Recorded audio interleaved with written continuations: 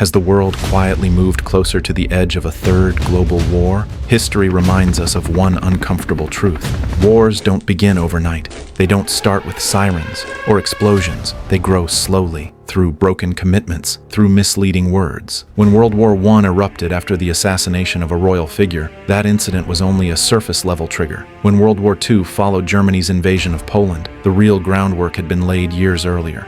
Those moments were not beginnings, they were consequences. And now, standing in the early months of 2026, the world is witnessing that same dangerous pattern taking shape once again. What was once called America First has slowly transformed into a message that sounds more like America alone. Alliances now feel conditional. Friendship depends on obedience. Resistance, even in self-interest, is treated as hostility. This year hasn't felt like peace. It has felt like a warning sequence, a prelude to something far darker, because actions have been taken that no modern American president has ever dared to normalize. And that is the moment when the world began asking a serious question.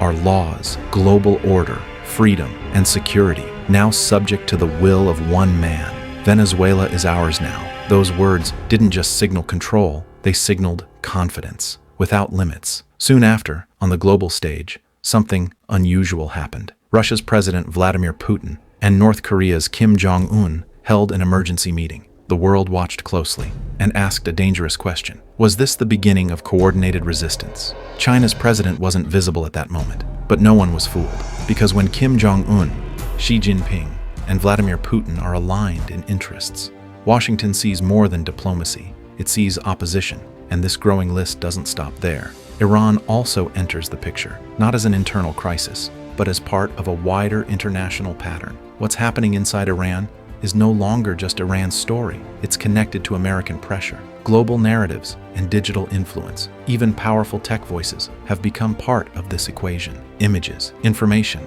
outrage now travel instantly, shaping perception faster than any army ever could. But the real shock came when America turned its attention toward one of its own allies. Denmark was pressured with a message that stunned Europe. Sell Greenland. This wasn't just a demand, it was a warning, because pushing Denmark means shaking NATO itself. And in that moment, the world began to understand something deeply unsettling. America was no longer treating even its allies as equals. On one side, massive tariffs were imposed on India. On the other, NATO countries faced open intimidation. The message was simple: comply quietly, or consequences will follow. At this point, global order stopped feeling like law. It began feeling like mood. Earlier, we mentioned the arrest of Venezuela's President Maduro, but the real question was never how, it was why. Was it about democracy? If that's what you believe, history would strongly disagree, because this strategy isn't new. It dates back to 1823, the Monroe Doctrine, a declaration that Latin America exists within America's sphere of control. Over the last century, Panama, Chile, and Grenada all learned this lesson the hard way. What makes 2026 different is not the action, it's the openness. These moves were once hidden, now they are unapologetic. At the center of it all lies oil. Venezuela holds one of the largest oil reserves on Earth, over 300 billion barrels, nearly 1/5 of the world's known supply. And that changes everything. By removing Maduro, control over the planet's largest oil treasury shifted overnight.